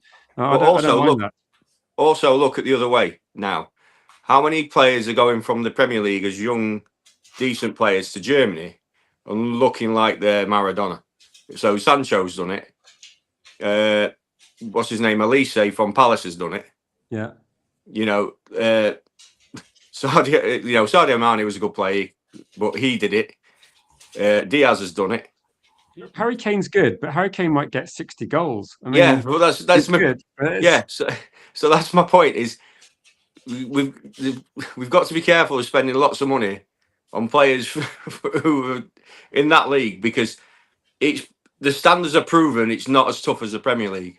Physicality is a massive issue in the Premier League. Would you say that currently now, for players who are coming from abroad, coming to Man United, because of the stability that we have at the moment, it may be a smoother transition where we're able to see the best? Had they come in a couple of years ago, they would have had more things to think about. You might be right, but the biggest issue I have with it is you get the players have to be fast and strong enough. Yeah. Right, and I mean that's what I think the biggest difference MAINOO's brought back into the team since Carrick came in. He's not as quick as he was. He's not the quickest, but blood me neck is he's strong. And he's a strong runner. And that's what I noticed about Dorgu as well. He's such a strong runner. It's and we don't, and as a squad for a long time we haven't had that. We just get pushed off the ball, we lose possession, and then the opposition score, and that's how it's been for the last 3 years. Well, a bit longer probably. Yeah. We're definitely addressing that, aren't we? I think physicality seems to be like one of the. Like, you look at some of the players coming in that are linked. We're definitely looking at that. I think we've got the right mentality as well in terms of like Lamans and also MAINOO signing for another deal. I think for me, Cunha was one of my favourite signings, and it's because I think he's a big game player. Like, he seemed to always turn up against Man United when he was a Wolves player, and now we're seeing him do it against Liverpool. I think he had a great game at Anfield. And then today he scored a nice goal to start off with, but he's always going to be one of those sort of players. He also got the assist against City, got the goal against Arsenal. Yeah, exactly. Match win against two of my most hated teams. Yeah, I love that goal today because it was just so horrible. And if you're a Liverpool fan, you're just going to be going, "How lucky was that?" It was, and so was the second one. But they can't really say that both of their goals were, they were gifted. Bit lucky, yeah. Yeah. But yeah, they both had two bites of the cherry, didn't they, Sesko and Cunha? And but that's what you got to do. I think it's like with Cunha, he makes the chance himself, then he follows up. It's just more proactive, isn't he? He's like continually. We did say we did a pre-match stream, and I did say Cunha. This is my exact words. I think I said Cunha's probably going to score because he'll get the ball. His first option will be take a shot. His second option will be take a shot. He won't look for any pass, and that was kind of what he did. That, to be honest, the position he was at, then I think it made sense to do that. But he was just always looking to score, and I think in this game he did the right thing. And I think this is going to be one of these things that I got a question from Daz actually, because we did talk about this, I think, before you joined. Probably not the best game to talk about it, but he didn't have the best game. What are your thoughts? On who? Would you sell Ahmed? On Ahmed Diallo? Yeah. Yeah. You're talking about Champions League level now. And he had a great season last year. And he's struggled a bit, hasn't he, since AFCON. And it's not over for him. He might need the rest, but for me, he looks like he's not quite fit enough at the minute. That can come with a lot of players. He's in his early 20s. That can still, when he grows a bit, 26, 27, that could come. But that's all it is for me. I think the talent's there. I just think the physical power of the league gets to him, and I think that was again what was evident with his mistake today. It was he's getting rushed, getting pressured, and not quite having the strength. That's all it was. And I don't know if you agree, but that's all I feel. That's how I feel when I watch him. I think when he plays the teams with slower fullbacks, he still beats them. But today he couldn't beat the Liverpool fullbacks for speed, and so he was cutting back all the time, and that's what gets him into this trouble. Because he can't go down the line against them in a foot race. I don't know if you guys agree. Yeah, I'd say he hasn't got elite pace. It seems to be one of these players that's good technically at a lot of things, but he doesn't have the ability like Giggs to kind of just throw people off. And because Giggs had, I suppose he's probably like the gold standard, I think, because he could beat you with body movement, but also beat you with pace. So you kind of messed up one way or the other. I think with Beckham, he could always like bend the ball around defenders, crosses in. So I think with but Beckham were a fighter. Beckham wasn't quick, but that he were like if you were the opposition, he was horrible. Used his body well, didn't he? Yeah, he used to always like be tracking back, winning the ball. So he was somebody that would do I think Giggs and Beckham both did that. They'd be back defending. I think Ahmed Diallo doesn't. Well, this is just my view. But I don't think he's great defending inside. I don't think he's great defensively compared with Mbeumo. I think it's a bit of a drop off, but he's 23, so I'd like to be optimistic and say he could work on it, but I don't really see an improvement, and I don't see him improving loads from the last year, which, again, I did say this a year ago. I think he got a bit overhyped by certain people, and I think he's like a good player, but I don't know if he's going to be getting to levels like we used to talk about Rashford, and I don't think he'll be that level where Rashford used to score 1 in 3. I don't think we'll ever see Ahmed Diallo hit that sort of height. Yeah, I agree. I think he's good. He's going to be a very useful squad player while he's at United. That's the politest way to say what he's going to be. I think against a tiring left back or right back, you bring him on, yeah. I think he's that option, but he's a better, but he's in that level of Garnacho. And let's be honest about last season, everybody who was the hope for last season, or the better players, and because we scored like no goals, and everyone then when somebody was semi-regular, everyone was jumping on, oh, this player can be this player can be this. No, you've seen this year the players that have carried us to the Champions League spaces are Sesko, Cunha, and Mbeumo and Bruno. Yeah. Right, they're the guys that have done it. Last season, we had Hoyland, we had Ahmad, we had they're great for that sort of level. But where we want to be and where we're going, hopefully going, that they may well be casualties of that. I think for so many seasons we haven't had personalities and we've been devoid of success. That whenever you get a glimmer of hope, you kind of pin it the next big hope, and we seem to do it, isn't it? It was a lot of players. No disrespect to Rasmus and Garnacho, but Almajolo was looking like the better player in that team. And I think what we did, I did say this last summer, that I think we signed Almajolo's replacement in Mbeumo, because when you look at it, people go, "Why are we signing it in Mbeumo? We got Almajolo." And I was like, Almajolo fans maybe look away, because I think this guy is actually better than your player. I think it's good. Like, it gives competition in the squad, and like you said, like, you need to. Man United fans should be happy that we've actually signed a better player than the first team player a year ago, and that's how you progress. Like, Almajolo on the bench, he was a first team player a year ago. I don't think it's a problem. I think it shows you moving. We're still not where we want to be. We're still not. Well, the players you mentioned before, Beckham, all them. We're not there yet. So this may well happen again to Mbeumo and Cunha. Well, it should. So we may well, if we, the bar's risen. Do you remember we go back to the promised land? They might be the squad players moving forward, and we sign better players. And the reality is, players either raise their game or they fall by the by-side. Yeah, and that's what happens. Yeah. You raised the bar. I was going to say, about 12 months ago, before I get the last caller in, about 12 months ago, we had a conversation where we go, right, any goalkeeper we sign is better than Binder and Onana. That's obviously not a good platform to start with. And we're having a conversation now where any midfielder is going to be better than Ugarte. And we had a conversation last season where we thought any forward player is going to be better than what we had last season, because we weren't scoring goals. So now we're actually getting to a situation where we can actually go, we've got a good goalkeeper. Now we're talking about getting a credible backup. Now we're talking about getting a backup striker. Now we're talking about getting maybe competition for Cunha. So it feels like those positions are moving in the right direction. The only thing that needs a massive rebuild is midfield. And I think that maybe the defensive situation is also about getting maybe cover for Luke Shaw or cover for the centre backs. So it is moving in the right direction. But I think people. Aiden Haven again today were amazing.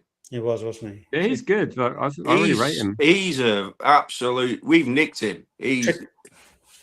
Sorry. When we signed him, I was positive, and a few people were telling me that he's got all these limitations, and I was like, he's 19. He's played like 3 games. Like, what are you expecting? And I just think he's. I said this about 3 months ago. I said I think he's improving quicker than Yoro. Yoro's got a year in the French league, a year in the Premier League, and halfway through this Premier League season, I think Aiden Heaven played a handful of games and actually looked as comfortable, if not more. And I think that's a really positive sign. What I always love about a centre back is how they deal with, especially in the Premier League, is how quick they are over the ground and how they deal with the physical battle. Yeah, and he's not like Henry speed or anything like that, but he's quick enough. He can hang on to the coattails of the quick, really fast ones. And but he's strong, isn't he? And he's gonna get bigger and more.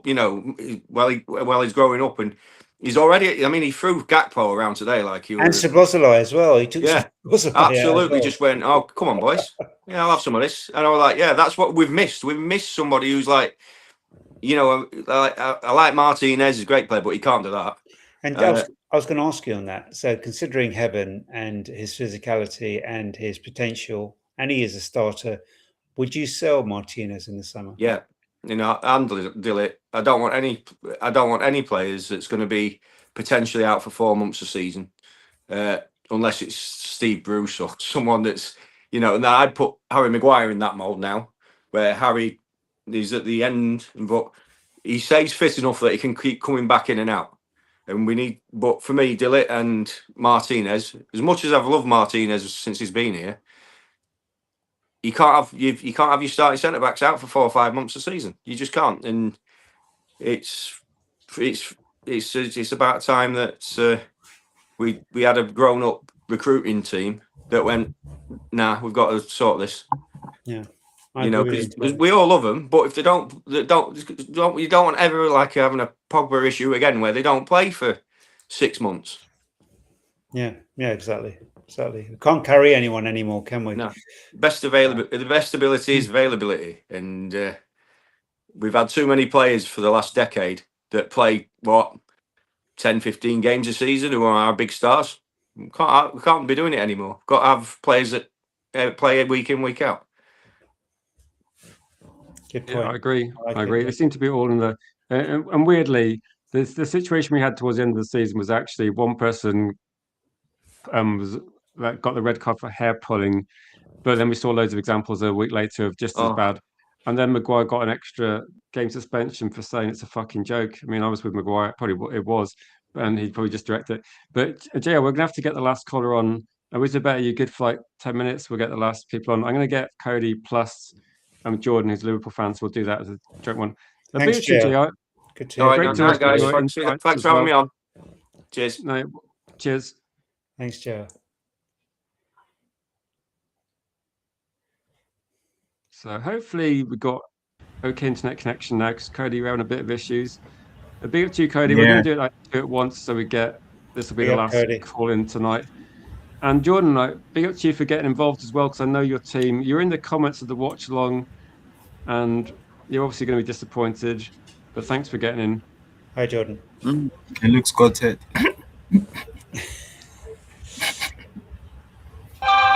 Well, intake, the word out of my mouth. I was about it. Yeah, indeed. Bro, oh my god. You know what? Congrats, guys. Congrats. You deserve. Well done, man. Because I don't know, man. Don't know what's going on with us this time. But for me, you guys deserve it, man. Back-to-back defeats, right? Oh, boy. Well, Dorgu. Wow. Like Good player. Good player, man. But, yeah. Well, a weird noise in the background. Yeah, what's that? My phone. No, man, my phone, man. Oh, sorry. I'm saying, Rich, should I cheer him up, given he looks so gutted? Yeah, how are you, Cody? Like, you must be like absolutely happy with that result today. How are you feeling? Yeah, I was pissed as at 2-1. I was pissed because I knew it to be 2-2. So when it happened, I was like, I told you. But then I was like, I hope Goldbridge is okay. Goldbridge. Yeah, now you know how he is during the game. Now he's always so emotional, and I only watch one channel, and that's Rich's. I don't watch his channel, but I know what he'll be going through. So what I was saying is that when it became 2-2, when he made those subs, and I knew that it's most likely we'll draw or win, because I felt that Liverpool won't score unless we give them something again. And luckily, we didn't give them anything, because if you look at it, without the 2 goals that we gifted them, it's a clean sheet. So it's not like the first leg where they played and Maguire got the late winner. So I'm really happy. Remember the early part of the shows, I told you the only way is up. I don't know that you remember. Do you remember? You deserve better and Rich. Yeah. When I told you the only way, now you are seeing that one, the up now. So I think we should just relax. We should chill. This team is in transition. You don't get all the perfect pieces in a day. If Enrique came, I don't think we'll be told. I don't care how good he is, because he would have had to work with those guys till the summer. So you can't tell me that you won't appreciate what Carrick is doing. So let him bring his players in. Let him try to implement his style. So he's just working with what he has. So you can't expect him to play a certain way so quickly. He has never had a preseason with them. Some injuries. Look at him playing with Heaven and Maguire. So he's doing. I think we should calm down. We should chill out. And like what Rich said, we've played Man City, we played Arsenal. How many teams are at the level of Man City and Arsenal? Let's say PSG, then let's say Barca or Madrid when they're really good. So we'll be fine. We just need to reinforce in the summer, and we have to build on this squad. Let the flops go, and we'll be fine. We'll be good. I'm buzzing. I'm really excited for next one. I'm not scared. Absolutely. You're happy, bro, more than me, right? At this rate. I didn't get what you said, Jordan. Yeah, because you're happy, bro, because, we lost. Because of what? No. I'm not really happy because we lost. Actually, I'm happy because we're in the UC. I mean, we won rather. I'm happy because we're in the UCL spot. So it's not just about beating you. It's good to beat Liverpool, boys. I feel this is bigger than the game. It's the Right trajectory we're now. going from 15th to third. So that's why I'm happy. It's more than a game. And you Yes, should be go. happy because you're recovering more than where Yeah, you were. You were not even in top four bro. before. We thought that Isaac will be playing today, and then I got the news yesterday that he's injured. So we never have the striker. The only and plus that Scotty Gakpo, man. I cannot trust this player. I have enough with this player, bro. He always seems to score against us, though, doesn't he, Gakpo? I told you he'd score, Well, didn't I? Do you remember, like, before we started, I said Gakpo will do something. Like, he'll Yeah. do something. And Yeah, yeah, but Sabozalai is the other danger man, isn't he? No. It's yeah, yeah, but ridiculous, it's kind isn't of it? a Like, I'm surprised nuisance. Lallana didn't come out of retirement and like come and score against us because he's the other one that I can't stand. Like he did it against. I think he played. Did he play for Chelsea after and did it against us? Just Jordan, are you I, going to be going up to Anfield with a placard saying give Slot another 5 years, or what's your view on no, him? bro, no, bro, for me, bro. No, bro, for me. I never want. I'm not a big fan of Slap, bro. I don't know why we get him, bro. But I don't know, man. Seriously, bro. Why are we keeping this coach at our club? Bro, we're it's getting going to be German weird jacket. though because I don't want that, bro. Bring Liverpool have never key, sacked a title-winning manager, have they? But they're going to have to do it. bro. I We're think I waiting. think it, We're waiting for it to happen, bro. Our fan base has been calling for him to be sacked. And who do you And hope he's to bring not. in? Who do you hope to bring yeah, in, that's a good question. Jordan? Who do you hope to bring in He's after thinking. Slot? Is he Bro, thinking? for me, bro, after that 4-0 defeat against Man City in the cup, our fans leave at 73rd minute calling for Xabi Alonso, bro. Everybody wants Xabi Alonso. I'll be happy with Xabi Alonso at this rate. And but for some reason, it seems Xabi Alonso's stock is not so much of a pull in the media. If not, I think they would have pulled the trigger earlier. Plus, he might want to wait till the summer for a proper transition. And what if he comes and he doesn't do well? But I think they should pull the trigger. But the problem is, he's a title-winning manager, and they felt like, okay, let's give him time. Even Klopp didn't Uh, win it as early as he did in his first season. So that's the illusion. So they're like, let's back him. And besides, his fault. He's having a bad season and his fault. Guardiola finished third in his first season. So they may be thinking that, okay, we're overreacting to many changes in the squad, end of an era, stuff like that. But I think they should sack him. But being a Man U fan, I think they should extend his contract. no, So no, no. Just give This him like reminds me. just give him time This to build his reminds me team. of. Yeah, This yeah, reminds me. really it's a right. He needs some process. time. Oh Are my you, It god. makes are me you wonder that how did Liverpool win the league last season? Is that did everybody drop off that much? Like was it Last season when we won the league, we have Diaz up top. We have Diego Shata, rest in peace to him. We have Salah there. We have Dom McAllister, Curtis Jones, Robbo Van Dyke. Right back was Trent Alexander-Arnold. maybe like Well, he's Trent is a miss, and I think Salah's dropped off a bit Trent and was a bit, fallen out with your manager. yeah. Van Dijk and Salah were playing for contracts, and we've seen it at yeah, United. Suddenly, Yeah, they're yeah. like prime Messi. These players, Mm. they get their contract, and then suddenly you see the drop off. And I think maybe Liverpool's experienced a bit of that. Would you agree, Jordan? yeah, I absolutely agree. Look, for me, man, I'm a big fan of Salah. He's leaving, and I'm not sure if we're going to be the same club that we used to be, man. But we are trying to we are trying to rebuild, and we don't have a proper number one goalkeeper, no doubt. Collier is doing well at Brentford. I'm proud of him, but I cannot trust Marmadashvili at this rate. We need someone, and also our current goalkeeper, Alisson, he's linked to leave us for Juventus as well. So So just we on that, could be. Jordan, what percentage would you put of the blame on the manager? And what percentage would you put on the manager? And what percentage would you put on the players? For me right now, Slot needs to figure out what he wants to do with this team because we need. I'm seeing news going around that we need to get this player. Everybody's talking about Michael Olise. Yeah, rival fans saying the same thing. Why we not getting Michael Olise? Yeah, absolutely. For me, Michael Olise he's not going to leave Bayern Munich because he have a game in hand this week in the Champions League and he's looking to go to the Champions League finals. But for me, I rate Rio a lot. He's 17 years old. Yeah, He's it's good. young. He's going to. This is how we're going to absolutely help him with supporting him. That's how he makes us excited. This why we are in. We're already qualifying for Champions League. We finished top four. We finished for Champions League qualification.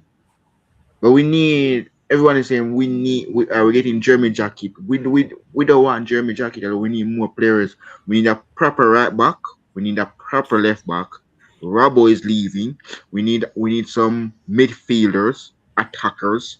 We need someone to play over by the right wing. No doubt. We don't have Luis Diaz. And I heard one of my friends that sports Arsenal, Josh, asking me why we sell Diaz. Because Diaz, yeah, he used to score against the guys before enjoying Bayern Munich. And look at technique that he does against PSG in the first leg Yeah, of the yeah. semifinals. We missed that. Yeah, We fair missed that a play. little bit. So for me, Cody Gakpo, he's playing like crap. So Diaz would have probably helped us, bro. But we have to go into a window in the summer. Because that now, yeah, the whole entire summer to think before we have our preseason game. Isaac, no, he has to go into the preseason training because every minute this guy comes, pick up injury, and then after that, now we have Ekitike out for the entire year till next year. We don't have nobody. It's very unfortunate. And you've signed Frimpong and Kirkers, and you're saying they need to be replaced already, are you? No, for me right now, we need Yeah. a proper left back. Kirkes is okay. Rabo is leaving. Frimpong, I heard that he's a right wing back. He's not a right back. He played at right wing today. He did, yeah. I was surprised he played at right wing today. He's a right wing back. He's not a right back. I'm shocked that Curtis Jones let drop into right back. Because he's not a defender. He's not a proper right back. We need a proper right back. Because if we get a proper right back, we're going to happen next. And plus, we need a goalkeeper as well. Another I think, goalkeeper. I think Dallin might be available if you want to spend some money, and maybe we could then use that money for someone else. Jordan, we're going to have to get Cody to have a final say tonight, but thanks for getting involved. And it's nice to see that you're taking it with good humour. That I think some Liverpool content creators tonight have been a little bit he's less a strong lad. happy. Yeah. So for me, I feel the blame actually is more on Slots and also the recruitment. They got a couple of things wrong. They didn't close the Gay deal in time. Then some other signings they brought in didn't fit. So I think what happened with Slots, what happened with Slot is that he was riding on the momentum that Klopp had set on. Yeah, I think So, I think Klopp had a good team. But if you notice, towards the ending of last season, he now started getting bad results, losses. So it cropped up into this season. So that's how you know that the problem is from Slots, then the recruitment, then the drop off in the player. So it's more than one thing. So it means that Klopp left at the right time. Cody, like we've got a Man United to finish off on this point. What do you want out of the transfer window? Like sort of positions, players. Like I know you said you're quite relaxed, but you must have like some preference to which players we sign. Okay, I'd like to have 3 mids, but Greedy Me will have 4 with some of the cheap guys. You know, the Hackney and usual names I've mentioned. I mentioned Matheus Fernandes and all. I've already zeroed out of Anderson because the price tag is hefty. I don't want Baliba for some reasons. We deserve better has made us know that it's a risky deal. And Tonali, I'm not really excited about it. You understand? I'm not really excited about Tonali. So it's hard. It's hard to really pick someone. So I think my safe heart goes Stiller.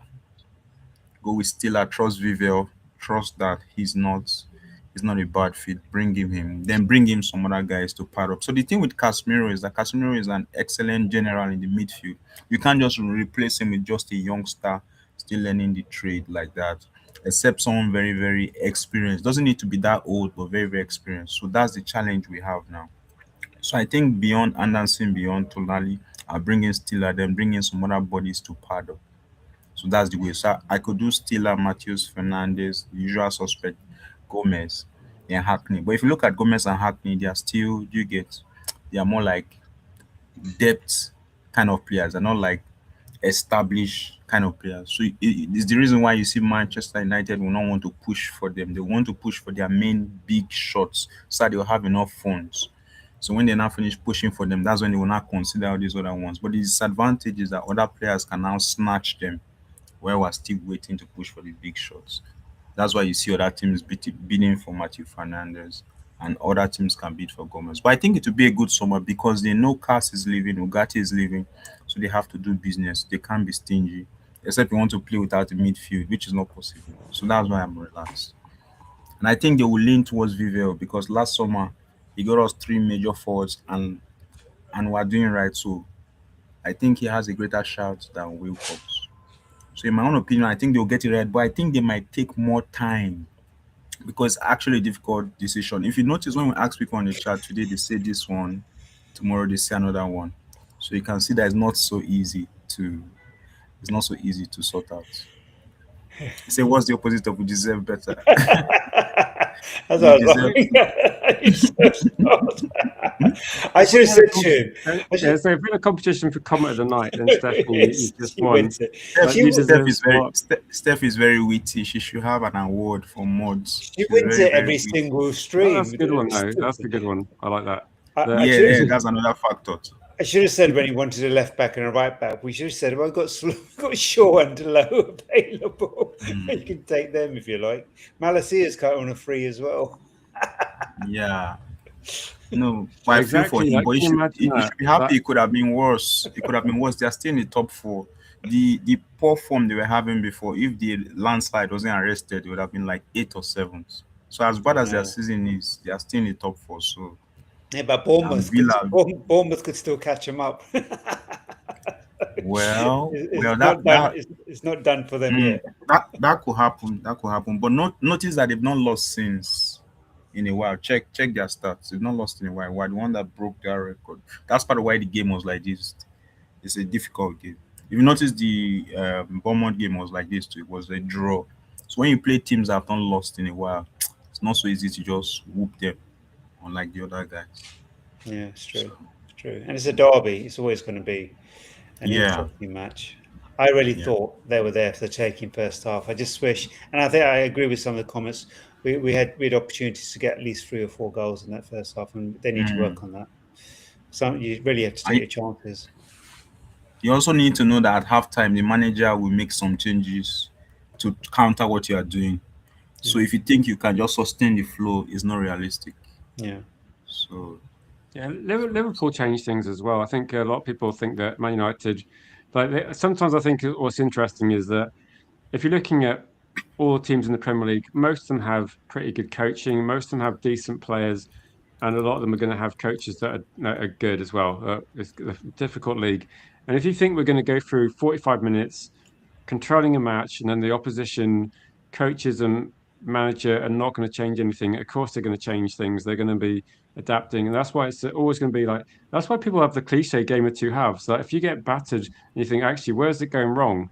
And then you make some adjustments and then try and I think that the positive thing about United is this isn't the first game where we've blown the lead and then come back and won it. And that's in itself a positive thing because if we couldn't, we could have kept capitulating and then lost the game. And again, it's not that Liverpool are. I know they're missing a few players, but they've got very good players in their squad. But if we had a couple of players missing, we wouldn't have used that as an excuse. Like we had a lot of players missing in AFCON and managed to beat Newcastle at the time. I saw this comment from Culture Spot saying, "Would you get Wan-Bissaka back from West Ham?" I haven't really been keeping much track on Wan-Bissaka. What he's been doing at West Ham. I think Fernandez definitely. I think there's going to be a few players at West Ham, to be honest. I get deal from West Ham, not Wan-Bissaka. Can I read Doug's comment out saying, but said, barring the gifts, the 2 gifts you gave us, there was no way we're coming back into that game. Setup was badly wrong.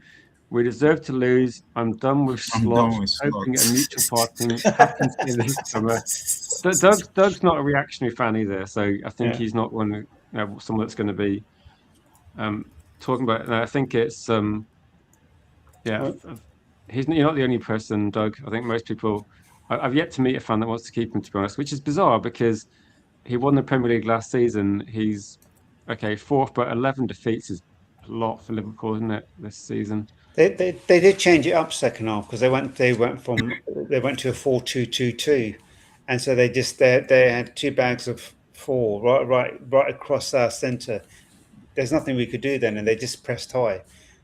They were going to get their goals, at the end of the day. At one point, did you think with this that there was one point in the match where it was literally end-to-end football, and I quite enjoy watching it. Although most people would say, "Where's the control?" Like Liverpool had no control, Man United had no control. We had it against Brentford, and we had it against Bournemouth. There's a lot of games where I don't think many teams in the Premier League do control things a lot of the time, unless it's a one-sided game. I think a lot of football is actually quite transition-based in the Premier League.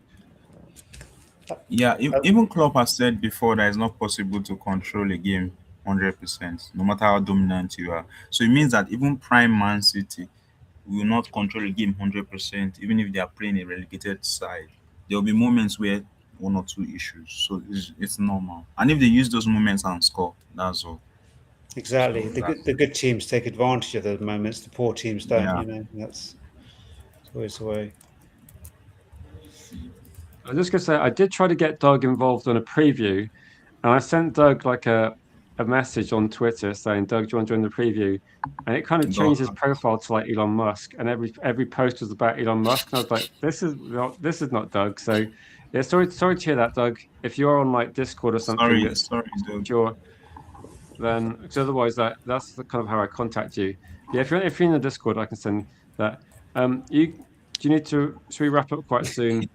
So, Cody, thanks for getting involved. I appreciate you calling in. My pleasure. It's always lovely to hear from you, Cody, and always a privilege to chat with you. You're a legend. You really are. You did so much for the channel too. So, bless you. Yeah, no, big up to you, Cody. It's always good to put a voice to not a face necessarily to the comments, but put a voice to the comments on the screen today. Yeah, thank you so much. It was my pleasure. I had to just do audio because to wait for the perfect conditions for a video will take forever. My house is full, so I just had to sneak in somewhere and just before someone runs in. It's that kind of stuff. That's good. But thanks, Cody. Thanks to everybody in the comments today. That's been on. That's part of the show as well. If you missed any of it, then lots of good opinions. And please have a look at the start of the stream if you missed it. There's a lot of good callers in today. And Isabella, thanks for being a great host as well. It's been like a good stream. There's lots to talk about. Yeah, I really enjoyed that. It's great show, great callers, great comments too. Yeah, I think the structured calling show makes sense. It's good. Hopefully, everyone that's called in, if we do it again, hopefully we can do it even pastier, where we can get more people in and do slightly and try and streamline it. But no, thanks, Cody. Thanks, everybody else, and thanks everyone for joining with a pretty good internet connection as well, which is obviously appreciated. Helps. Thank you. It's Bank Holiday Monday tomorrow, isn't it? I think I'll probably be pushing out some positive Man United propaganda if I can. I'm not sure what news is going to be circulating, but I'm imagining it's going to be quite pro-Carrick. So, niche fan, it might not be for you, but I think it will be for most people. And thanks for watching, guys. We'll be back tomorrow. It's been quite a long day with the streams, but thanks for watching and supporting, and we'll be back tomorrow. Much love, everyone. All right. Bye.